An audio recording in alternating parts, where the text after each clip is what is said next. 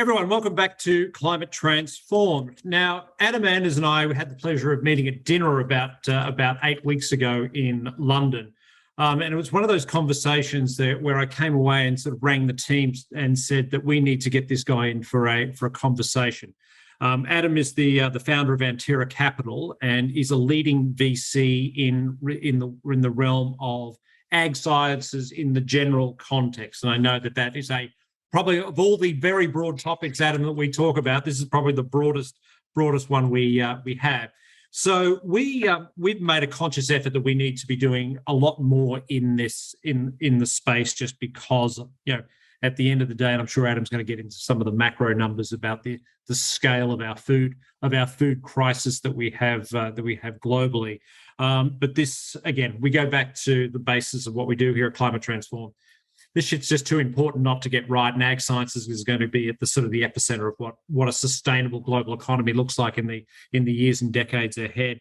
Adam, I never do anyone justice in terms of their own biography and CV, so I'm going to get you to introduce yourself in just a moment. But everyone, as per normal, there's no monopoly on good questions on this side of the desk. So please pop them into the Q&A functionality at the bottom of the screen, and Adam and I will get to them over the course of the next 55 minutes or so. Adam is calling in from Amsterdam. So do me a favor, give the audience a synopsis of you and your journey and how you got to be running Anterra, and how you got to be running it out of Amsterdam as well. Will do, for sure. First of all, thanks very much for having me on Climate Transformed, Paul. Great meeting you a few weeks ago. Even better to have a chance to speak again now, and perhaps speak a little bit to your audience. By way of background, so my journey begins on a farm in rural South Australia. My father also had a farm machinery dealership, and my connection with agtech, it even began, well, by name at least. I started a company when I was at university called Agtech Proprietary Limited. It still exists, but all I was doing was buying and selling some tractors in order to finance my way through uni. The rest of the journey deviates substantially from agriculture and food for a bit there, and I end up some management consulting, a fintech startup in London, a couple of other venture or PE-backed things, and the Amsterdam connection is because I married a Dutch woman. But I was lucky enough to join Rabobank, the world's largest food and ag bank then, as the deputy head of their private equity group, and it's there with two co-founders of Anterra. We came up with the idea of starting Europe's first food and ag tech venture capital fund. Well, first of scale. There were regional funds. This is now first presented in Feb 11, and it kicked off as Anterra at the end of 2013. And we've been on the journey since. Excellent. But I know you've got a very, very good presentation that you'd like to share with the audience. If you could just share your screen, and we'll dive into that, and then we'll walk through it and open it up to some broader Q&A. Okay, sounds good. Excellent. So Paul asked me to provide a little bit of context. It's always difficult on a channel where you'd expect people to fully appreciate the magnitude of the food issue. I don't want to throw out too many slides on that. So just one on us.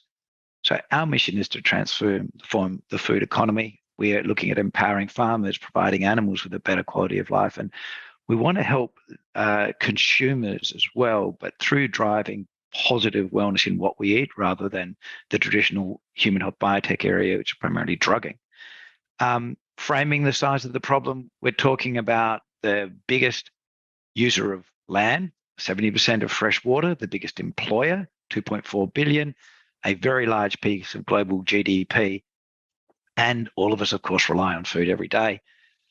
But it's also a broken system, and it's in need of radical change. It's from being the most environmentally destructive product that we consume. It's the one industry that entirely relies on the environment. And yet one could argue that we're actually managing to destruct that. The food economy is failing both in terms of its reliance on subsidies, the lack of reward for farmers on a risk-reward basis, and there's a bit of talent leaving the food industry as well, and an aging population farming. Meanwhile, what we're eating is leading to an obese malnutrition problem in the developed world, and a malnutrition problem that's not getting better, has in fact got worse in the last few years in the developing world. And so food, one could argue, is a driver of disease as opposed to health in the present way that we're approaching our food and the production of our food. So in Anterra, or at Anterra, we think of it in terms of innovation solutions to this, not fixed asset land investing, but how could technology and entrepreneurs and supporting great entrepreneurs actually help us solve this? And in our opinion, it's time for the fourth food revolution. By that, we mean the first one being a few thousand years domesticating plants and animals, 100 odd years of industrialization, which obviously led to feeding many, many more people. Then there's a patch of circa 50 years of the Green Revolution, where we did a spectacular job of driving yield, and that was with fertilizers, pesticides, use of antibiotics and growth promoters. But it would appear now that in retrospect, even that focus just on yield or producing calories has led to this situation where the way we farmed through that period is not sustainable, and the type of food we chose to grow or produce is not giving us the health outcome that we think is optimal or more sustainable at a human level, at a human health level. And then we look at the gaps in terms of technology and where it might be in food and agriculture. And just the two technology pillars for Anterra are digitalization and biotech.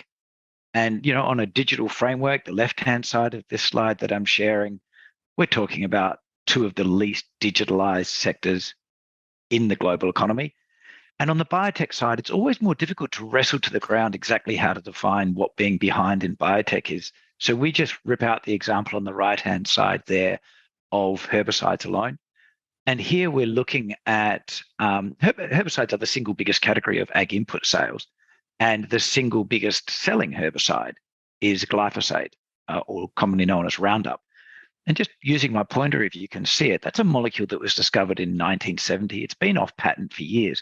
But more importantly, with about more than 5 billion of sales per year, more importantly, there hasn't been a new mode of action discovered in herbicides in more than 30 years. And that for us is indicative of the largest area having the biggest problems in terms of what we would call a biotech innovation desert. Something we might choose to talk more about, Paul, as we continue this discussion. So for Anterra, across our two technology pillars, digital and biotech, and across the food and agriculture value chain, quickly around the block on the things that we find interesting and exciting. On the digital side, there's the bioinformatics piece, very exciting, overlapping biotech and digital. There's on-farm, where it's everything from advice on-farm or how to get your ag inputs on-farm, the offtake, getting a fair price, getting more information, either insurances or hedge or loans or transparent pricing, or perhaps taking out the middleman, to the middle of the value chain, decreasing waste, optimizing production processes, to the end where it's about getting fresh produce with better shelf life and hopefully more nutritious into the hands of consumers. And that might be information about nutrition, information about allergens. It might be information about carbon footprint and sustainability. On the biotech side, it's everything from genetics to biological alternatives to traditional ag inputs or more environmentally friendly alternatives to ingredients, alternative proteins, and ultimately food that makes us healthier, perhaps with a full medicinal claim, or just working to actually help discover, promote, produce the food that actually makes us healthier each day, as opposed to driving some of those disease and health issues that our present food system is doing a unfortunately good job of propagating. Another topic, which I hope, Paul, I'll let you dig into the sweetest spots and perhaps some places that we're not so excited about on this framework, but I won't do that while I've got a slide up, I think, unless you ask me to bring it back up again. And for me, that's a once around the block of Anterra and what excites us. So I move back to chatting with you. Mate, fantastic. Thank you. Thank you so much. Where do we start? It's literally impossible to talk about a narrative this big in an hour, right? Because again, if you want to get into the weeds, well, and look, the reality is we do need to get into the weeds on all of the on the slew of these different things. But So, mate, forgive me if I'm jumping. I'll jump all over the place a little bit because it's just such a compelling conversation. The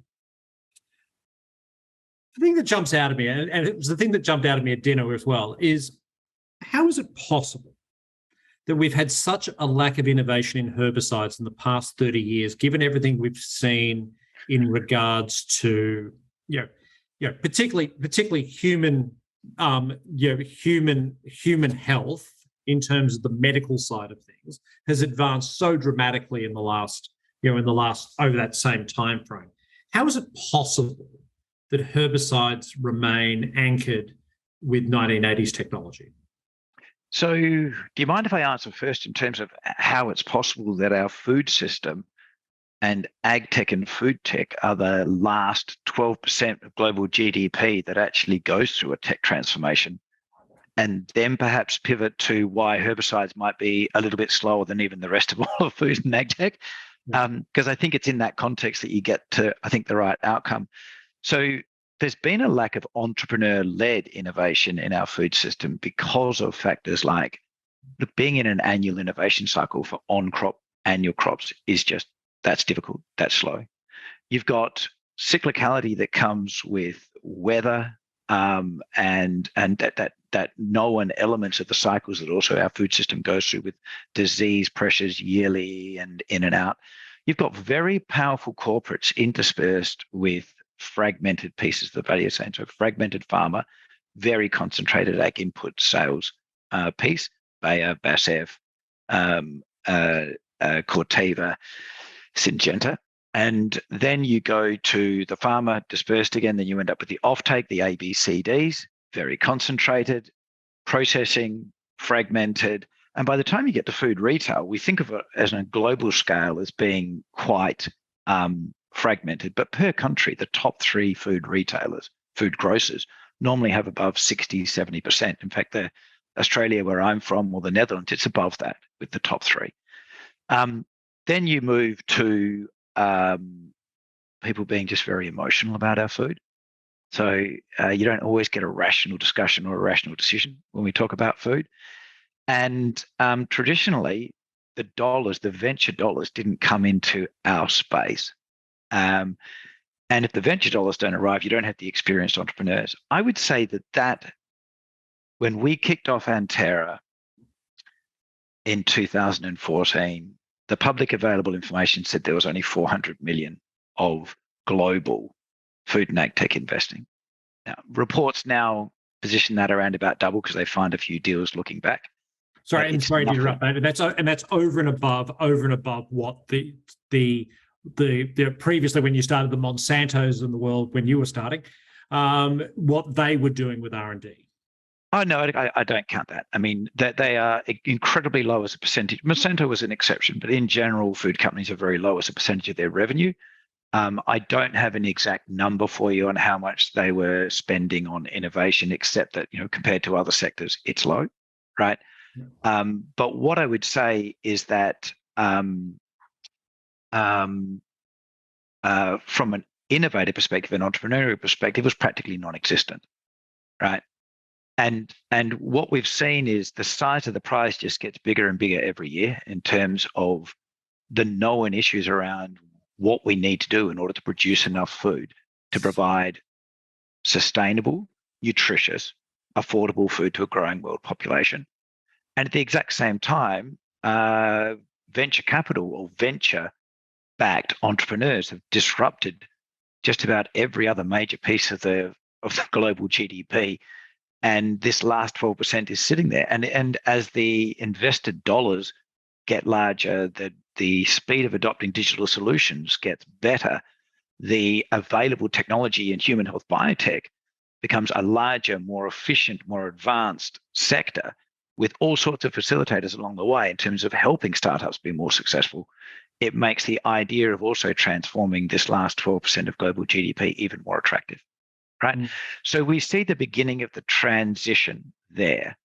Now, why specifically would herbicides, first of all, herbicides fit perfectly in that narrative, applied as part of an annual, or often as part of an annual crop on the row crops, right? huge concentration of power, as in Roundup under patent for its first X years, I think it's 25, and now off patent for several years, but the leading Roundup brand available. It now has 400 resistant weeds. It has a multi-billion-dollar legal claim against it in the US, more than 40 billion, I believe, creating quite a drag on the Bayer Group share price. And it's not through lack of trying that the ag biotech majors haven't discovered a new herbicides, but they certainly have used traditional plant science discovery methods, and through that have failed to discover anything. Right? I mean, so we find ourselves in a situation where we're still using old chemistry that arguably is worthy of $40 billion worth of legal claims, but certainly is pretty damn good at its core job of killing, and arguably too good. Got it. So, mate, let's take that. So let's stick with this herbicide thing. Where are we today in terms of the innovation, right? Because again, I'm going to make an assumption. This makes a pretty dull presentation if we go, well, herbicides have done nothing for 30 years, and thank you very much. I'm going to make an assumption. I'm going to make an assumption from the tone of your voice that there may be something on the horizon. Look, there is stuff on the horizon. So, stepping out more broadly to the entire sector, we can. You could take the Ag Funder data, which said that there was 50 billion of food and ag tech venture capital investing last year. PitchBook puts the number 50 billion. PitchBook puts the number substantially lower, but still in the billions. We're a tens of billions sector now. Certainly downstream, and in particular, for example, in the European context, you had a huge chunk of that, 30% just in the piece of supermarket delivery led by the 15-minute delivery venture capital craze that went on. So you could take a bunch of that and say, look, that I'm not sure that fits the transforming the food system from a sustainability perspective, but it still leaves a good chunk of circa 6 to 10 billion in around the upstream area. That's real dollars that hopefully will mature to being a real transformation. And I think you can see certain themes in there attracting capital early. We saw a lot of money going into, for example, vertical farming. We saw a lot of money in the early days going into providing advice to farmers. One of the very early big exits in food and ag tech was Climate Corp, selling for just under $1 billion, 30-odd employees,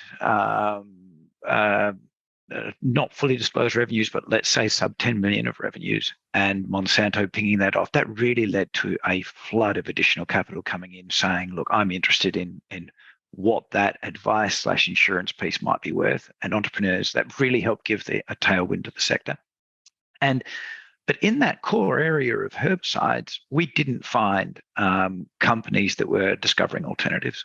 A lot of the early ag biotech dollars went into biologicals. We're also significant investors in biological solutions. A company in our portfolio, Vestron, has a biological insecticide. But after several years of innovation and a lot of venture capital dollars, that sector is still less than 10% of all ag inputs. And so we set about an alternative way of looking at this, and that's to leverage all of what's happening in the non-food and agriculture venture capital space to see how we could bring change to our sector. In effect, one of the pillars of Anterra's investment thesis is we're 15 to 20 years late to a technology party. How can we leverage everything that's been learned, the evolution that happened in other sectors, and the facilities that are available, the resources that are available, so that we can step change in the success and the results and the capital efficiency and the risk-adjusted, hopefully risk-adjusted returns and impact of what we're going to do in food and ag. And so, very long way of getting back to herbicides. One of the companies that we've been doing we've done company creation through to Series A and some later stage investing. That perhaps also should have been a part of the introduction. I'm not sure whether the audience is more investor interested or outcomes interested, so I didn't want to emphasize the fun side of it, Paul. But one of the companies we created from scratch, EncoChem, was focused on applying cutting-edge human health technologies to the problems that aren't being solved in plant science.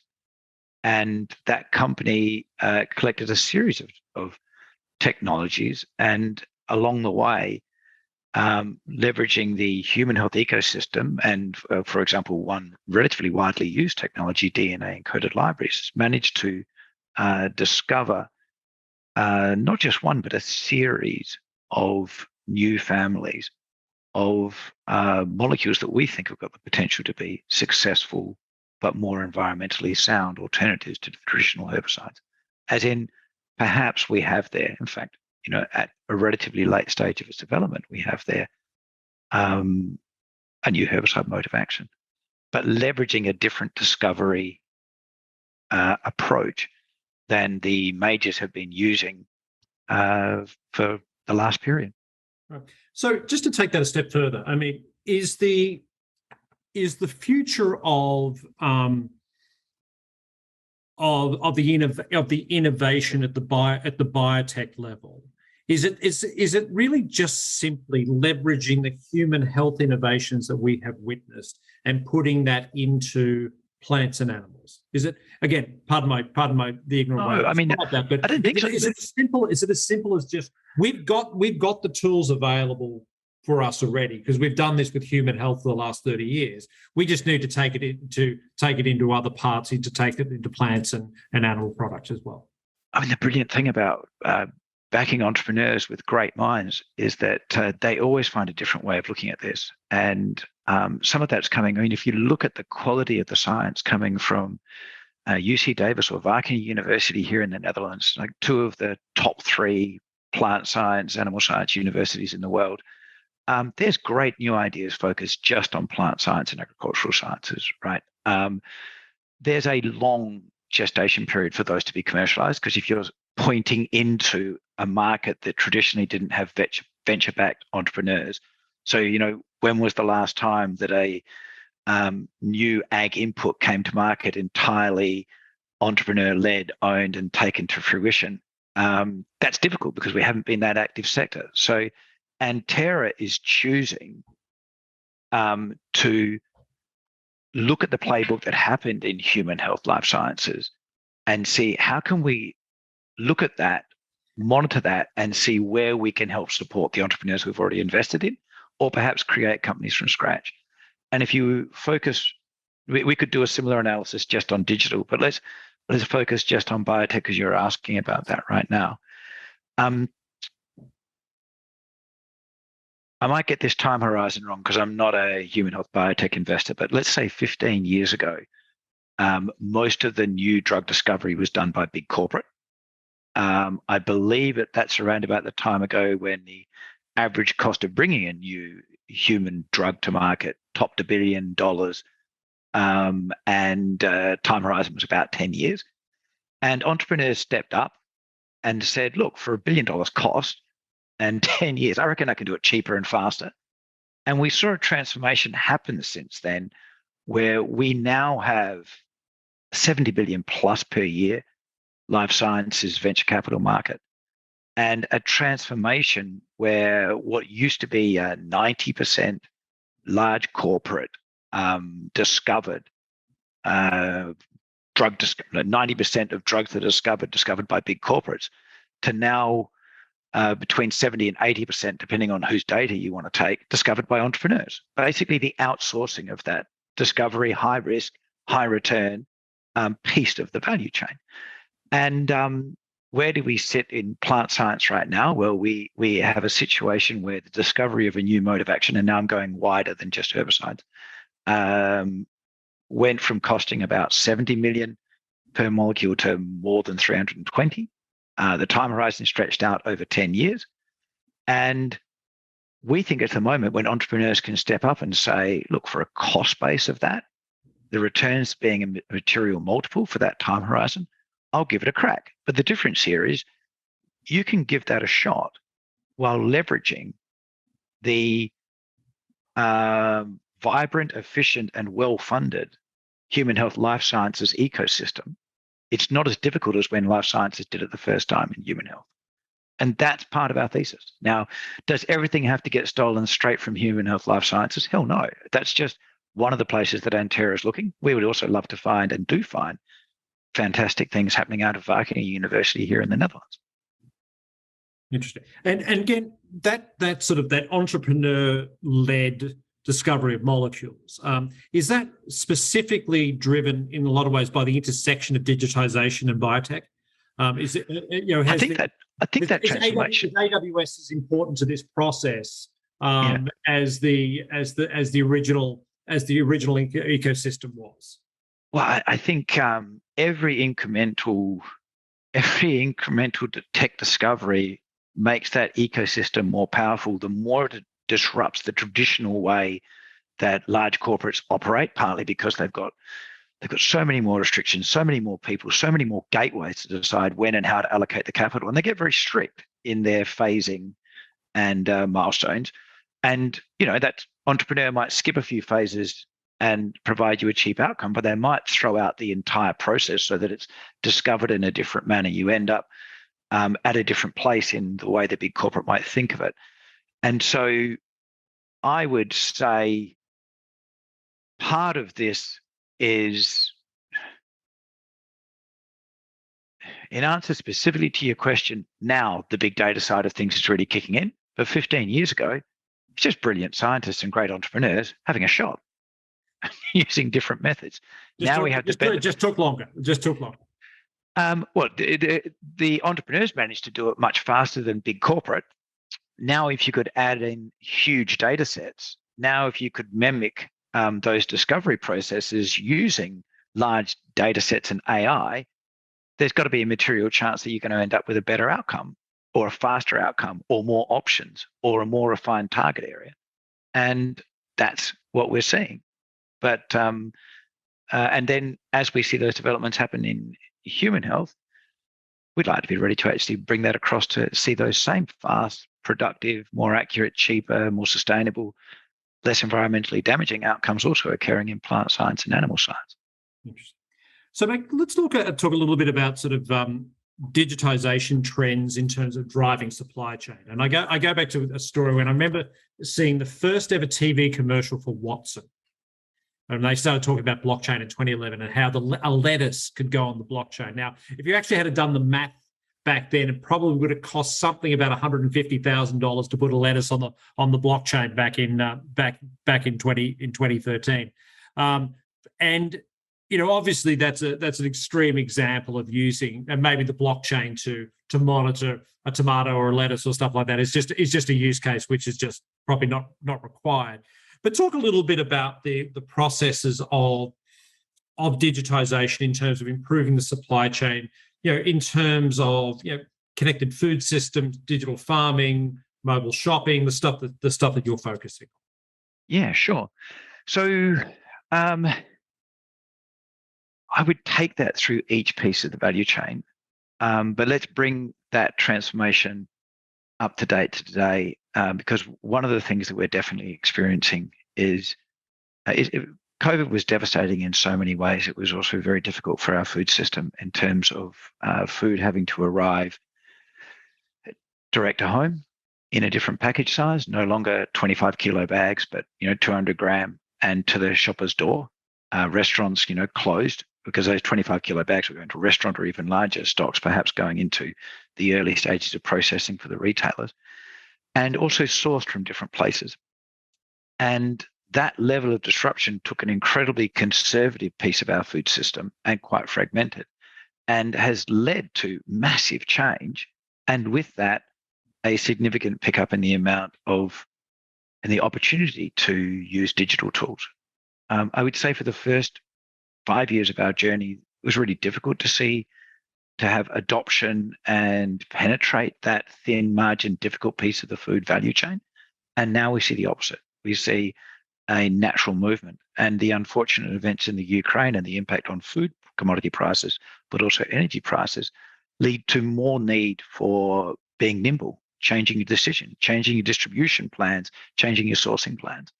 So there's a really big tailwind for digital solutions in the middle of that chain.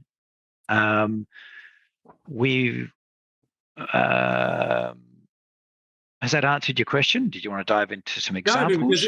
well, mate, let's actually, you know what? Let's go into a few examples because again, you've looked at companies like Produce Pay, which obviously is the start of this Yeah. process. You know, actually, yeah, describe what Produce Pay does. You know, correct me if I'm wrong. It's a Latin American company that sort of bridges ag tech and fid tech. Yep. Yep. I think that's exactly right. And I wouldn't even call it necessarily at the start of this process. I would say this is well, this is a Mexican farmer who his family has been growing fresh produce for a very long time, and as in a few generations, he gets his Cornell education and says this system is broken, and it's broken in several ways. First of all, in fresh produce, there's no transparency of price. So you don't actually, there is no objective price for tomatoes, spring onions. It's not like wheat or oil where you've got an efficient, relatively transparent market. Second of all, you've got short shelf life. So there's a limited time period within which to trade and assess. And there's some issues with the objectivity of that. And third of all, those two combine and you end up with 40% of the fresh produce in the US coming from Latin America, right? So one of the most important things in our food system is to eat more whole foods and nutritious fresh fruit and vegetables. You've got 40% of it coming in without price transparency. And of course, that leads to a whole bunch of middlemen. The average piece of fruit is traded 2.5 times, with each party taking 5 to 12%. So you've got a lack of price transparency, multiple handling, some of them adding no value, and the middleman taking quite a bit, and an area where we have some growth, but we need even more growth in our food system. And of course, those Mexican farmers, they don't have fair access to capital either.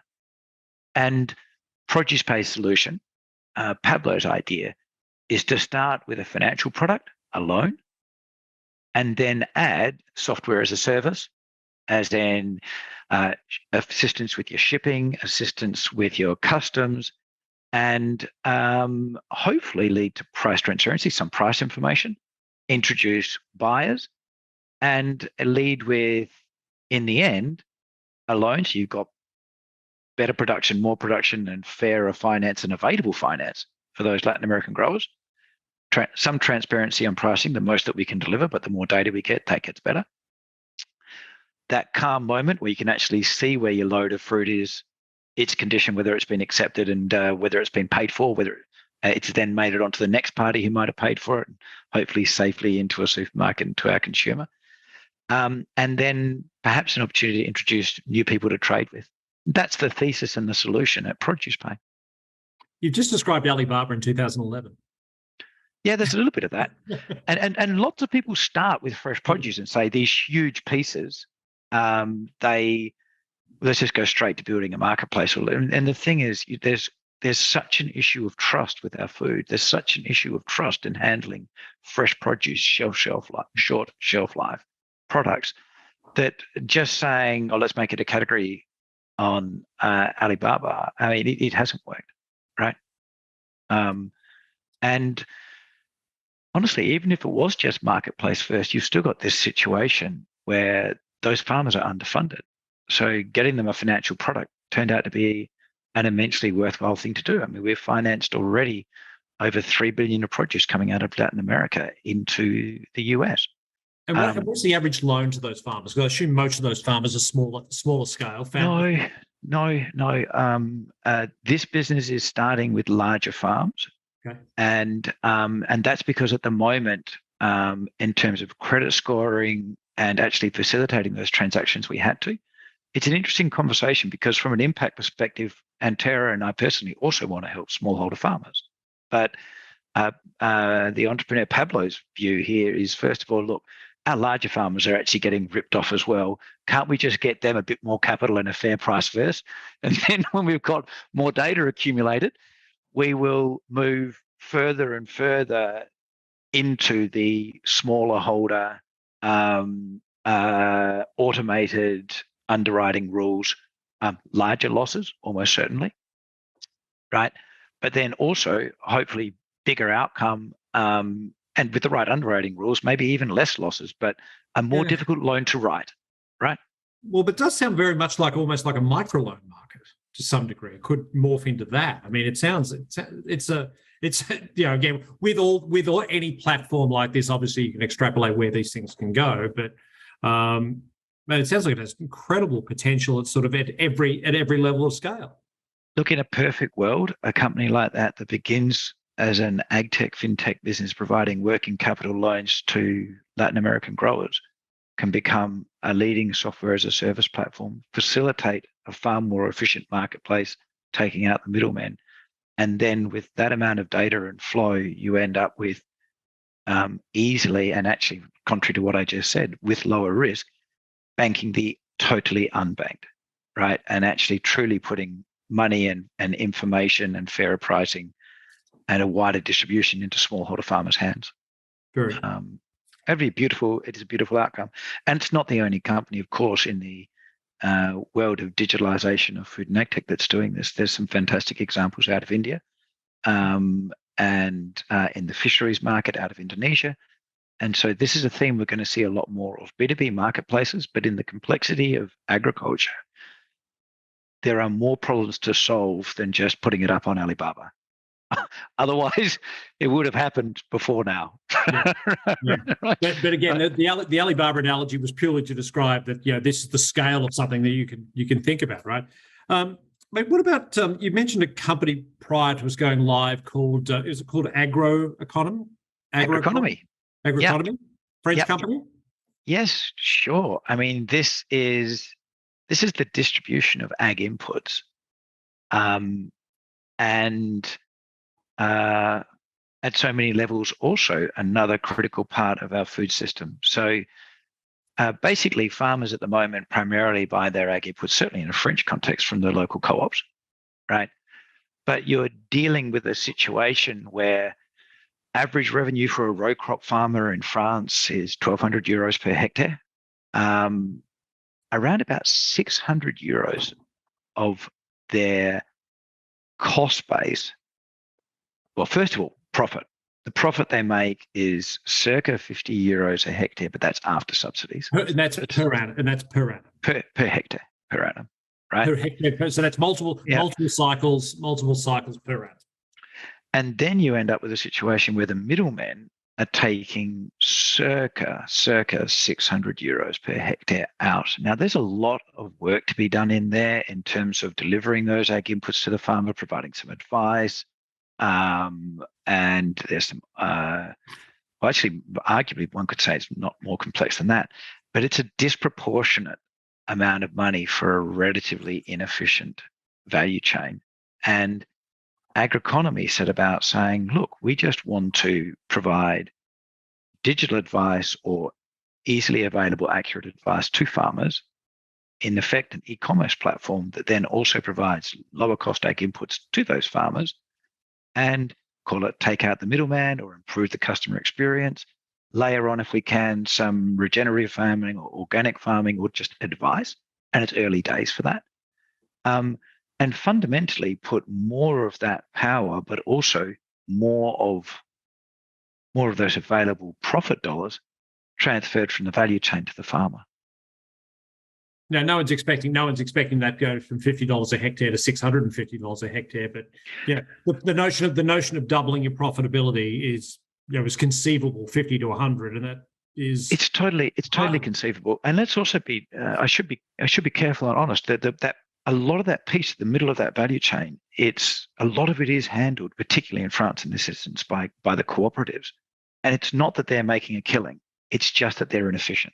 It's just that if the average farmer knew how much they were paying to get their ag inputs and have the local guy also coaching the equivalent of the football team, probably the soccer football team, and it's like, well, that's all well and good, but I didn't know I was actually losing 25 euros a hectare for that. Right. Or more than 100% of my profit, or doubling of my profit. And I think as we see digitalization of the agricultural value chain, we're going to see more and more examples of that. We see more and more examples. There are equivalent companies in Latin America. There's an equivalent company called Dahart in India that actually was the first agricultural unicorn, doing exactly this, also with a financial services product, a little bit an overlap of produce pay, but ag inputs focused. By the way, a company we work with, FMO, the development bank, and they're proud supporters of Dahada. We would have been happy to be investors ourselves. And you'll see more examples of this crop up. In fact, just today I was posting about the growth in food and ag tech activity in Africa.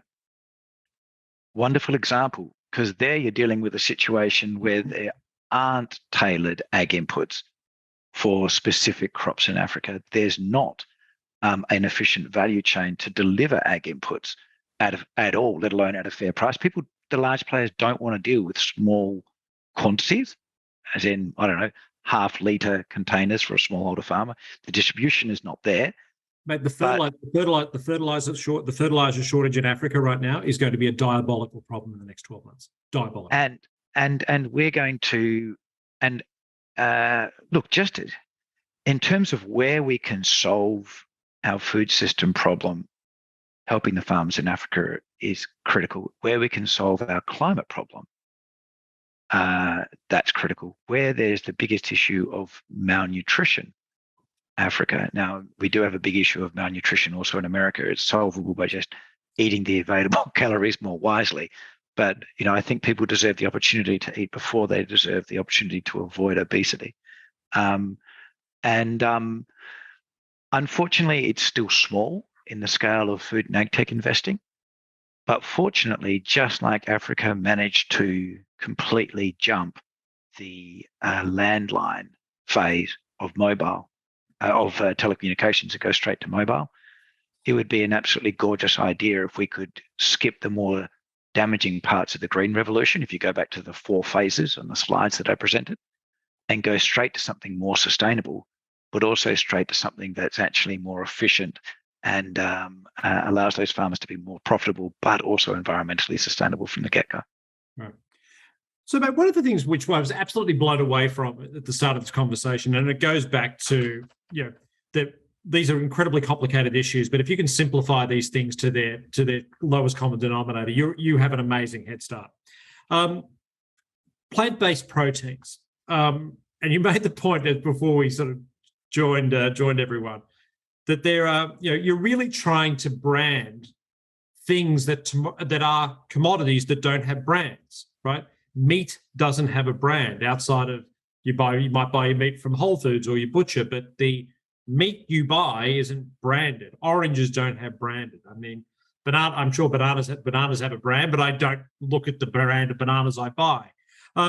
Talk about that as an impediment to investing in plant-based proteins, either meat-based proteins, which have been with us for a while, and the new hot thing, which is plant-based fish and salmon and the like.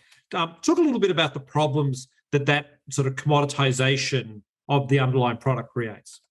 Sure. I think we understand the opportunity, but just to define that, we're talking about a piece of our food system that's, as in animal proteins, it's one of the most corrupt places in terms of its carbon footprint, cruelty to animals, but also use of antibiotics, animal cruelty.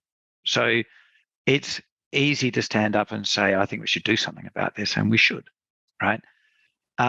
The plant-based alternative solution is not, I think, as easy as a lot of, say, venture investors decided it would be, at least in Anterra's opinion. And what I mean by that is, and it's more than just the branded piece that we were discussing before, Paul, so I'll walk a little bit back, right? You're primarily competing in commodity markets, complicated. There's CapEx on the ramp up. That's never great for venture capital. Now, we threw out problems with capital intensive during the last 5 years when money was so damn cheap.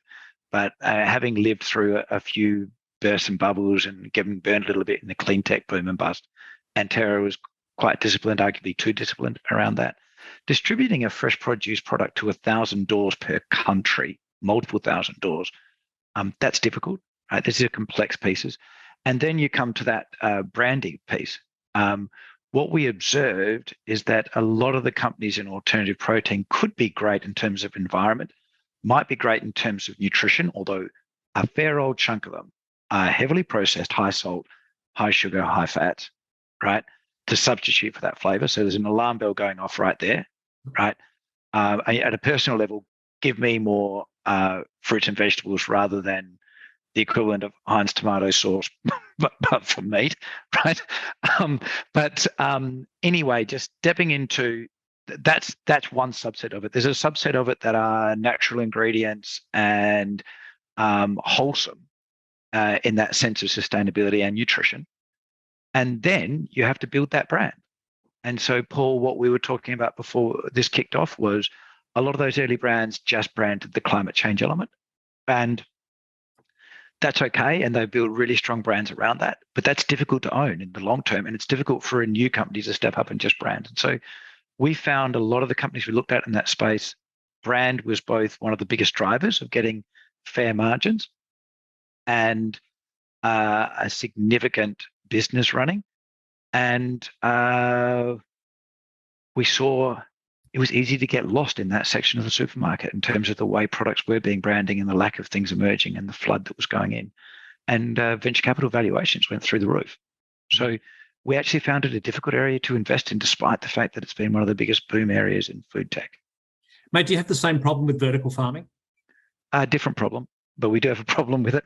Sorry to all the vertical farming companies out there. But is there again a similar branding problem with vertical farming in terms of lettuce is a lettuce at the end of the day? Branding lettuce is really difficult, right? And local grow and organic is clearly a great way to go. And a couple of the winners in that space are doing that. You get the superior margins. That's fantastic. But it also suffers from two other key issues. One is the capital intensity, and that got a lot of the capital you need goes into iron and glass and building things. And it's not as though you do that once. In the case of alternative proteins, you at least build a factory and it produces. In the case of vertical farming, that scale up is each unit, right? So you need to get into your structured finance phase very, very quickly. From an Anterra perspective, that was problematic, right? That's intensely capital intensive. Then you're producing a commodity competing against sheet of plastic and some bamboo in Mexico or often in Europe, Spain, Morocco, the warmer countries nearby. So, pretty fierce price competition, or the largest greenhouse market in the world, the Netherlands, where there's an embedded capital base, right? Now, that said, the efficiency levels of some of these vertical farms are exceptional. There is a need for more of I don't think we're going to solve the world by having more lettuce, the food problem, but there are some areas in the Middle East, Singapore, where the land's not available, and actually the economics work very well, particularly if there's sunshine available to also really drive the energy cost issues, which have become more of an issue since February. And when this sector of food and ag tech reaches the tipping point that, say, solar or windmills did on land wind for energy, structured finance will step in, and that'll be tremendous.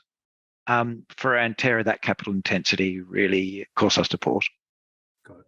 Mate, talk a little bit about valuation. VC, climate VC is not immune from the challenges that broader VC and growth equity is faced with higher interest rates and sort of a more, well, one can argue, a more realistic outlook for valuation. Talk a little bit about the prospects for, what you're seeing from a valuation standpoint. And good. Look, I work in the theory, good companies always get funded. If they're good enough, they'll get funded. But talk a little bit about the valuation and how, what some trends and if they've gotten more sensible. Yeah. Certainly, we felt that things have got a bit out of control over the last couple of years. And we're lucky enough to share an office with some generalist VCs, so we can always do that cross-check. Is our sector overheated, or are all sectors overheated? And we're in a small community, right? VC generally, and food and ag tech VC even more so. And yes, things got very, very hot. And I think that's happening when entrepreneurs have got multiple term sheets in days / a few weeks This is a long-term relationship. You're talking even in a brilliant outcome, 5 years, but most likely, could easily be longer. And if things don't go well, do you really want to make that type of decision in weeks or days? And do you really want to do it on the basis of the highest bidder? It seems like choosing a partner, a long-term partner in some form of talent contest to me. And as you saw that happening more and more, it became apparent to me that that's not the way, when I was on the entrepreneur side, that's not the way I would have chosen my board members, stakeholders, shareholder base. And it left me with a double problem, because valuations were high, but also entrepreneurs making a decision on that basis. It was difficult for me to personally adjust and say, like, I really respect that. And as it got hotter and hotter, of course, raising large amounts of money at high valuations, it's also a good decision for the entrepreneur. You back yourself. I'm going to have 10% dilution instead of 30. With that amount of money and a very competent, intelligent partner, I'm going for it. And that's fair enough. And yes, I think there has been quite a drastic change. I think if you look at what happens in listed prices, it's probably been mimicked, but we don't see it as acutely because there's a drag in the private equity in that broader sense, including VC market. And also some of it will be just that drag of not getting funded, so not just price adjustments. Good companies will get funded. Good companies will still exit. And a downturn like this does not last forever, right? Yeah. But I think there's been a material correction that is certainly no worse in food tech and ag tech, but aligned with what's happening in the broader venture capital market. Got it. But let's get you out of here on this. I know this is the equivalent of me asking you who's your favorite child. But if you were to take $50 million and invest in one area of ag tech as broad as that subject would be, what's the thing? What's the area that's most exciting for you on a 5-year view?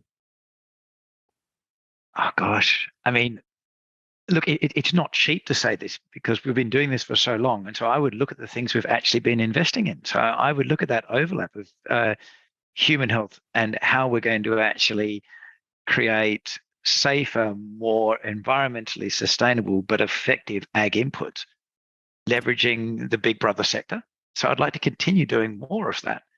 And the second place I would go to is the bit we were talking about the middle of the value chain, the inefficiencies, the lack of fair access to finance, the lack of fair access to information, but with a massive tailwind now because that first bit of disruption has opened the door for a digital transformation there, where previously it was just so hard to get traction in the middle of the value chain. Mate, this is a fantastic conversation. We need to do a lot more of this, and we could talk for hours on this sort of stuff. So really appreciate your time. You and I will catch up for a drink in London when you're next there. And everyone, this will be on climatetransform.com in a couple of days' time. And Adam, thank you. This was great. Paul, thanks very much for the opportunity, and thanks to the crew at Climate Transformed. All the best. Thank you.